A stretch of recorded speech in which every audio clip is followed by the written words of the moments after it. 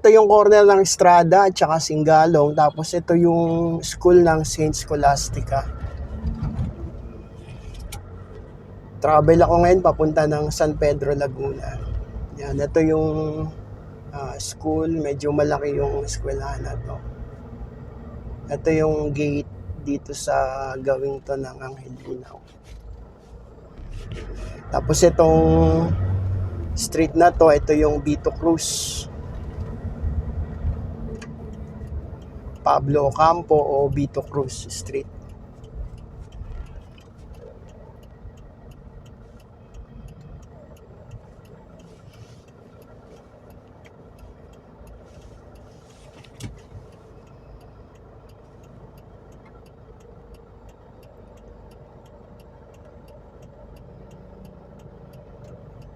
One way yung Vito Cruz na to.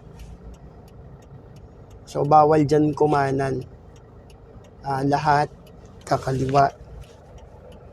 Tapos pag tawid dito sa tulay, ang one way naman yung galing dun sa kasalubong.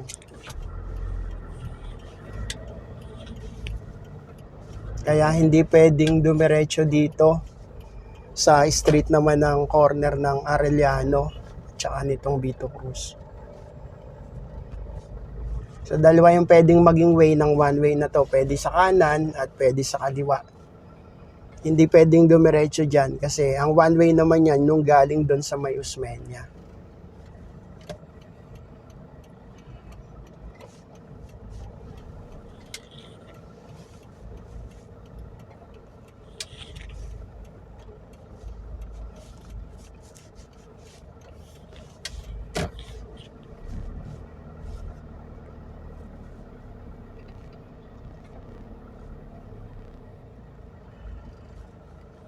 Medyo nagsisikip kasi magkabila may nakaparada.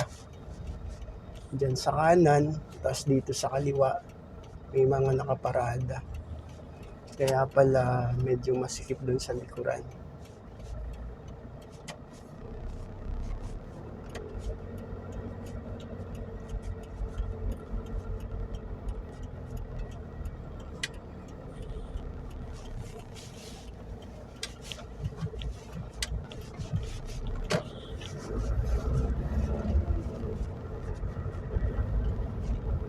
Ito yung Sobel Rojas.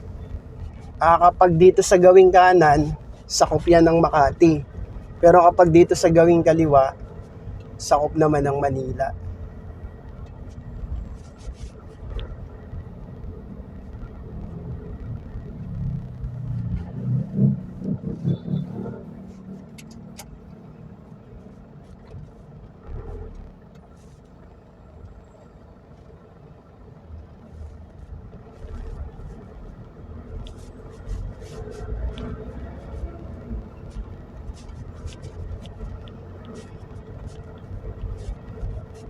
Daan muna ako sa gasoline station.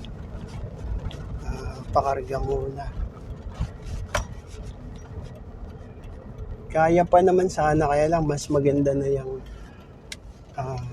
madami yung gas. Diesel, Brad. Good afternoon po. Good afternoon. Diesel Max, sir. Yung ordinary lang. Yes, sir. Magkano po? 1,000 lang. Cash payment po tayo, sir. Cash. Okay, nilagay ko lang sa 0 yung trip A sa kilometers per liter para makompute. Dito na ako dadaan sa Sobel Rojas, tapos labas ng Osmeña Highway, tapos mag Skyway na lang. Akyat ng Buendia Skyway.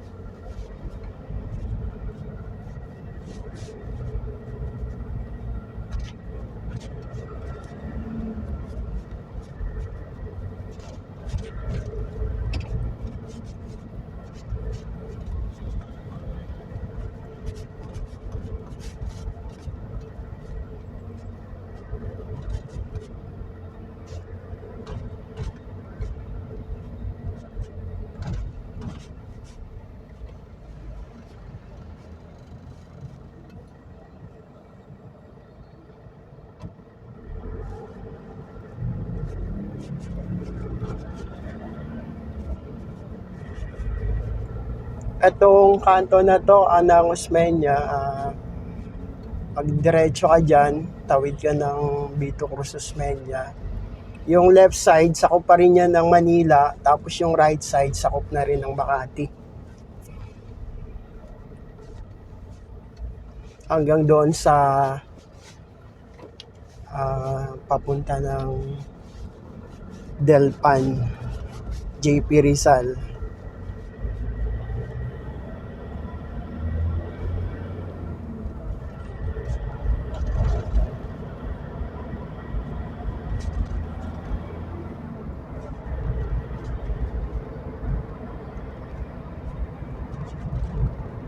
Ito yung lanes na to, 3 lanes. Tapos kapag dating dito sa may dugtungan ng rampa ng Skyway, nagiging 2 lanes na lang.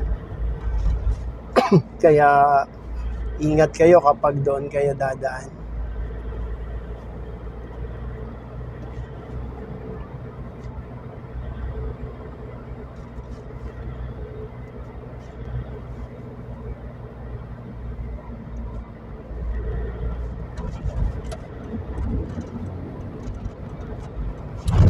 Kapag papasok kayo ng Skyway, gumawi na kayo dito sa kanan kasi pagbaba nitong tulay na to, meron ng entry ang Skyway dito sa gawing kanan.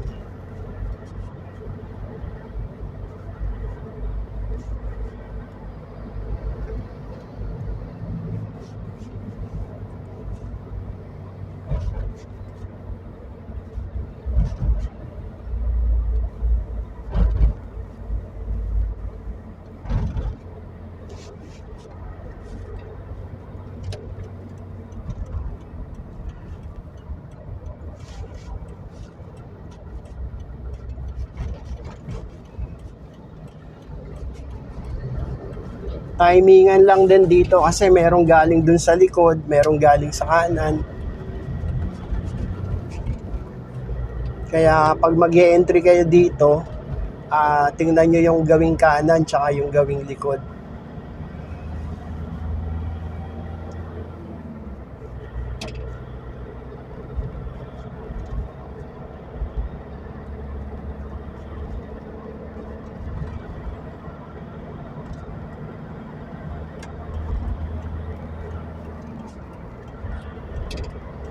So, yung speed limit dito ay 80. Dating 60, ngayon ay ginawang 80. Etong rampa na to, galing naman yan ng Makati, Amorsolo. Dito sila bumababa.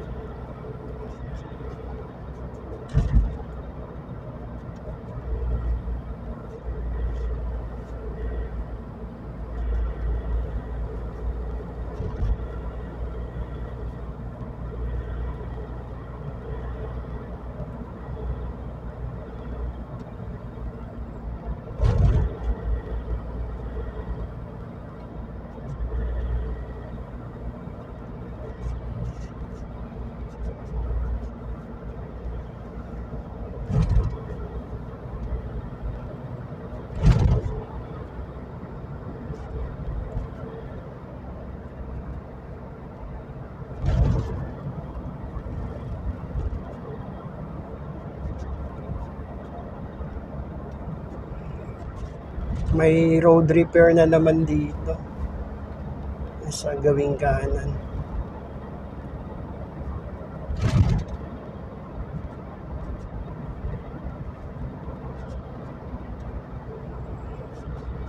Yung mga galing naman ng EDSA Magallanes, papasok ng Skyway, southbound, dito yung rampa nila. Ito sa bandang unahan.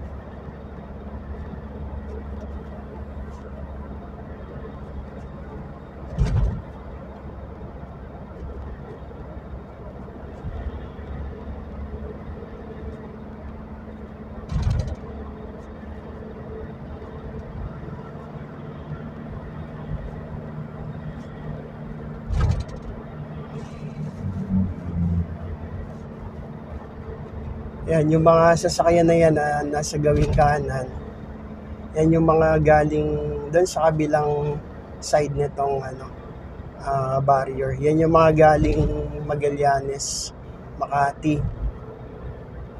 Ayan, yun yung kanilang entry doon sa likod. Tapos yung unang madadaanan nito sa kanan, yan yung NAIA X papunta ng airport.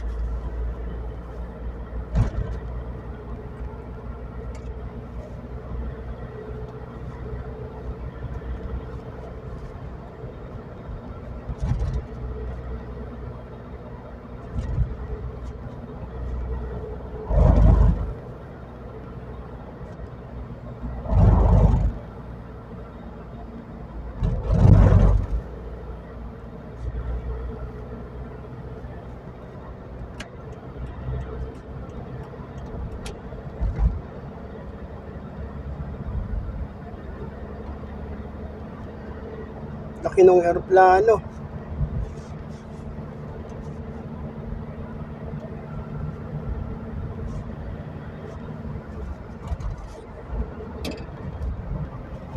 Halos yung stretch na to ng southbound ay 80 talaga yung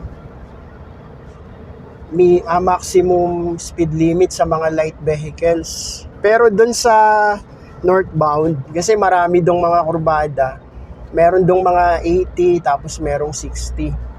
Pero ito halos buong stretch na to ay 80 yung speed limit. Walang kagaya dun sa northbound na maraming mga curve, so nag-change ng speed limit. Dito halos 80. Pero yung mga mga hindi light vehicles, yung mga mabibigat, mga truck ganun, bus, parang 60 yata sila.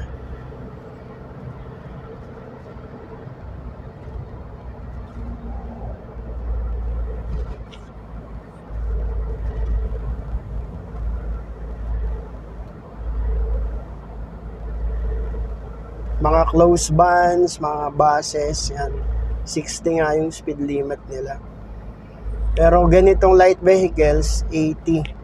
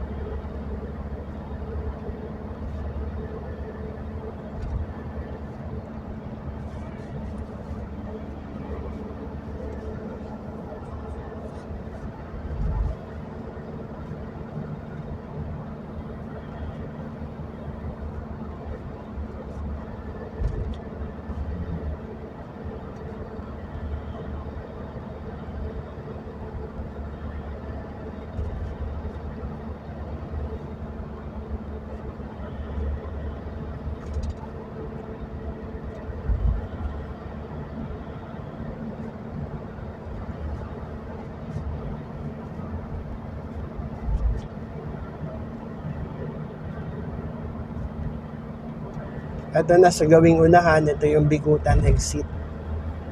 Yan sa kanan.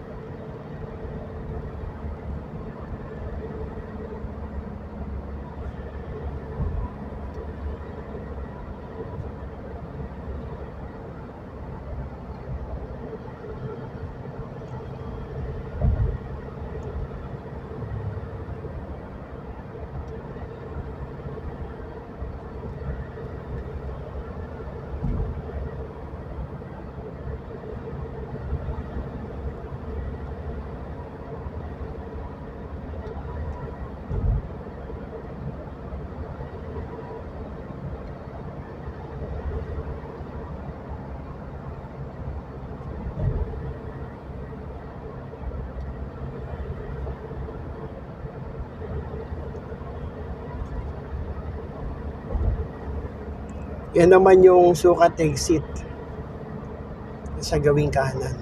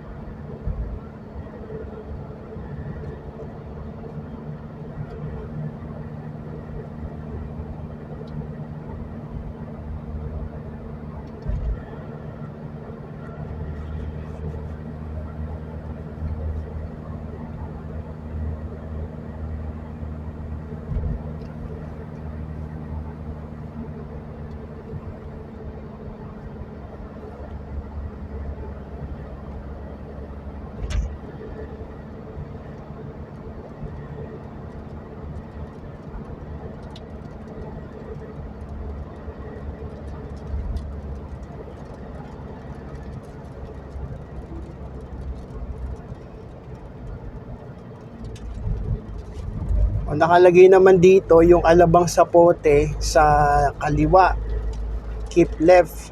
Tapos yung Laguna, Batangas, keep right.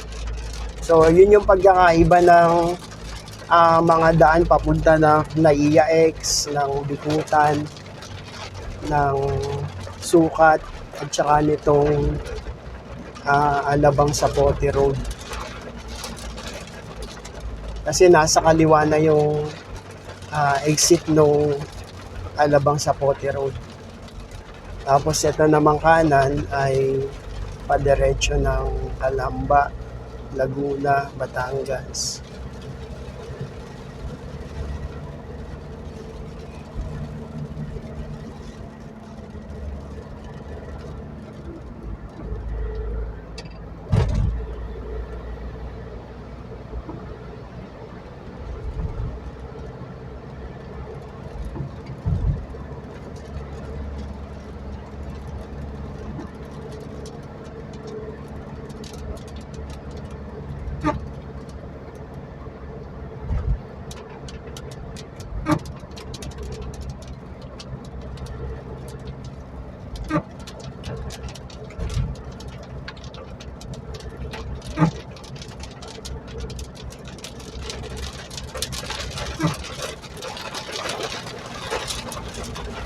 Medyo malalaki yung patak ng ulan.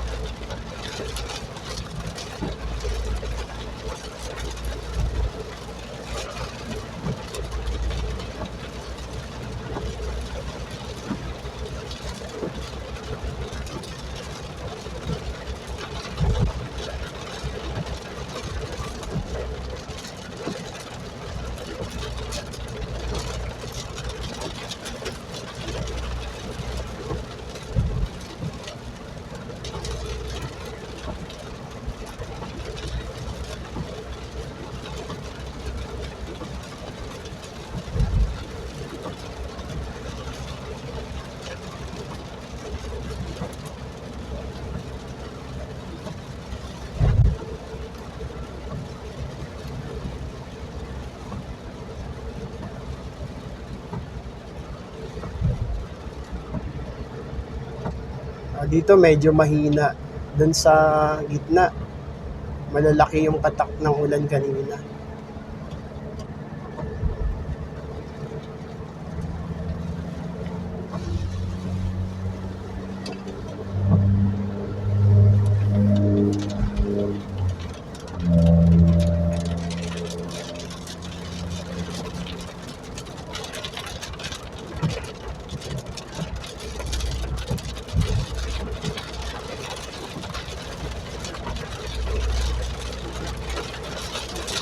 Malalaki na ulit ngayon dito. Medyo malakas na. So, may mga part na mahina yung bagsak ng ulan. Pero, may mga part naman na ganito. Ay, malakas. Kailangan i-number 2 yung wiper. Pag kasi medyo mahina, number 1 lang sa wiper, okay na. Ayan, medyo humina ulit.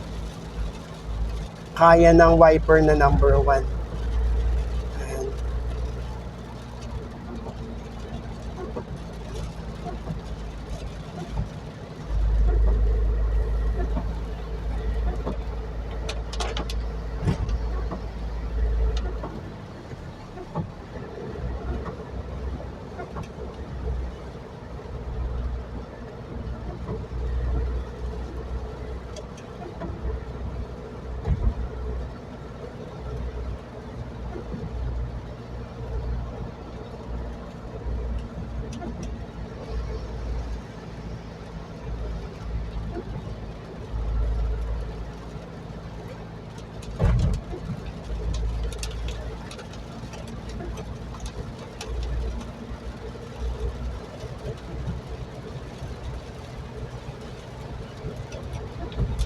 Kung hindi ako nagkakamali, ang bayad ng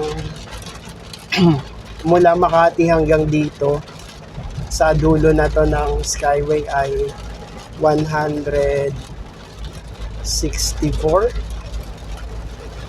Tapos mula dito, iba na yung bayad ng SLEX. Halimbawa, kung sa MCX, dadaan, iba yung bayad doon. Tapos, yung bayad ng San Pedro exit, ng mga susunod na exit, iba-iba na yung rate.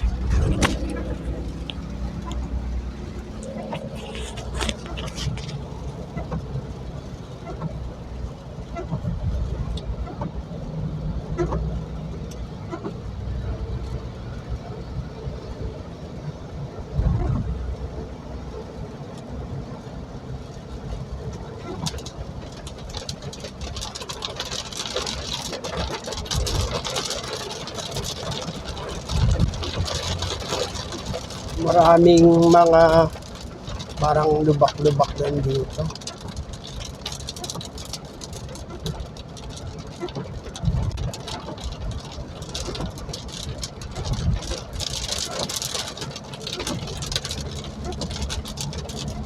Yung gawing kanan na yan yung papunta ng MCX. Tapos meron din dyan, nandyan din yung pa-exit ng Susana Heights.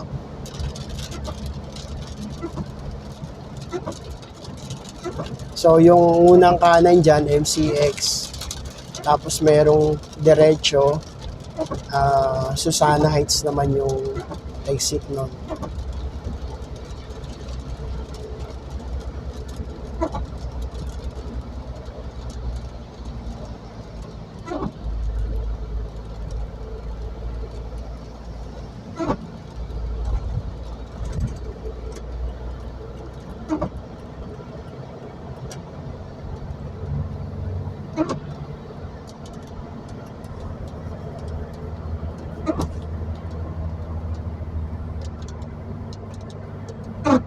Dito walang ulan.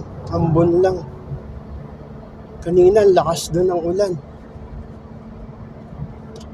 So, ito yung panahon. May lugar na maulan. Tapos may lugar na walang ulan dito. Pero yung nadaanan doon sa likod, napakalakas ng ulan.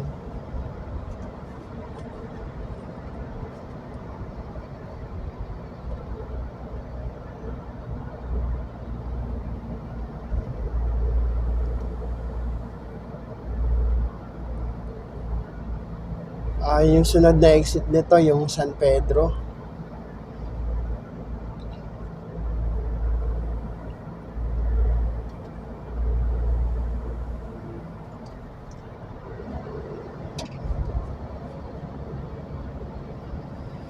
San Pedro yung pupuntahan ko, pero dun sa kabilang side, halos boundary ng Binyan. Kaya ang exit ko ay sa Southwoods. Tapos meron dong shortcut papunta ng San Pedro. Pero ito, sakop na ng San Pedro. Kaya lang pag dito dadaan, medyo ikot pa, medyo malayo.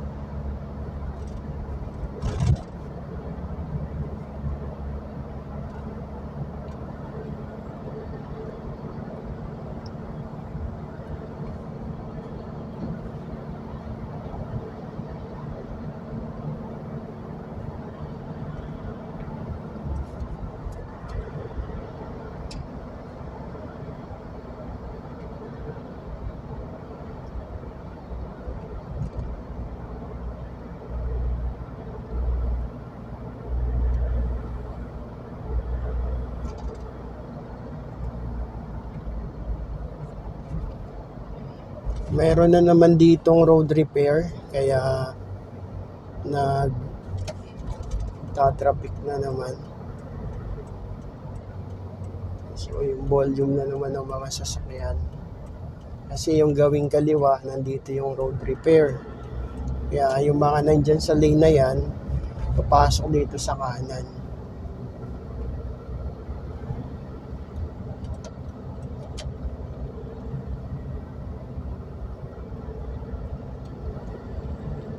Ayan, tingnan natin yung road repair. Ayan, sa gawing kaliwa.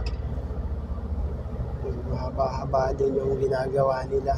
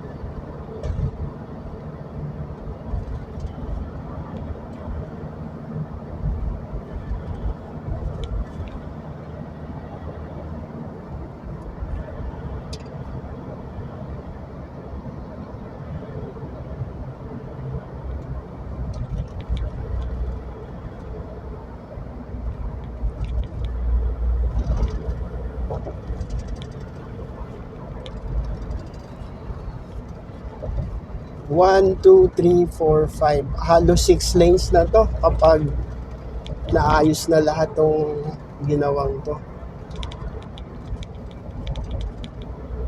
Dito ako mag-exit sa Southwoods.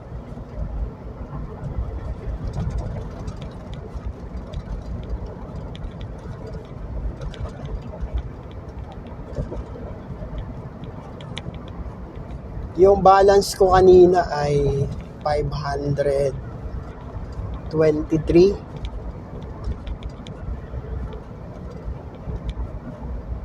So tingnan ko kung magkano yung fee mula dun sa Buendia Makati Skyway hanggang dito sa Southwoods.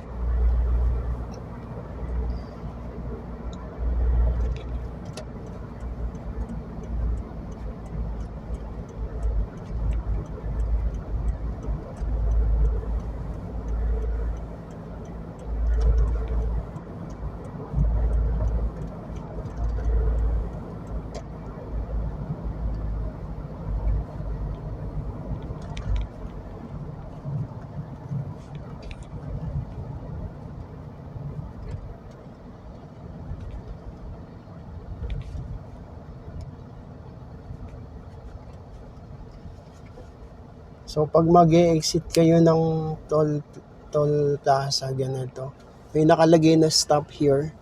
Diyan kayo mag-stop sa tapat. Huwag masyadong tututok dun sa sinusundan para mabilis mabasa. So ito, 206 yung fee.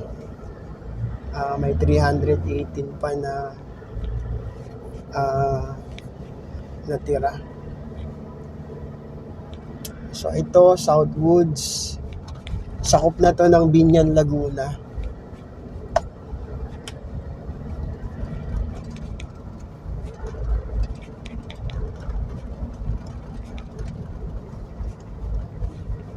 Pero yung pupuntahan ko ay San Pedro, Laguna.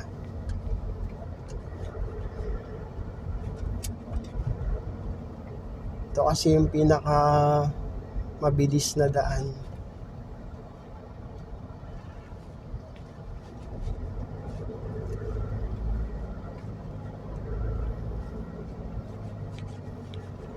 Mahigit 40 minutes din yung travel time. Medyo natagalan din kasi dun sa gasoline station.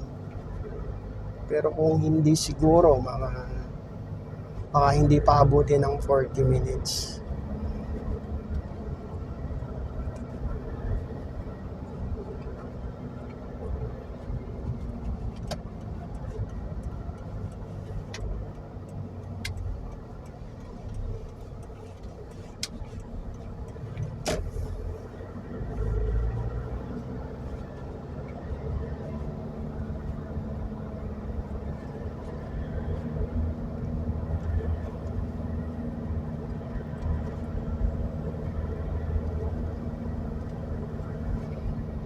Okay guys, kung mapapansin nyo, dito sa Arco ay nakalagay yung San Pedro Rosario. So ito yung pupuntahan ko, barangay ng Rosario dito sa San Pedro, Laguna. Ayan, sa taas. San Pedro Rosario. Ayan. Ayan, so dito na ako. Maraming salamat. Sana ay patuloy tayong i-bless lahat ng ating Panginoong Diyos. God bless us all.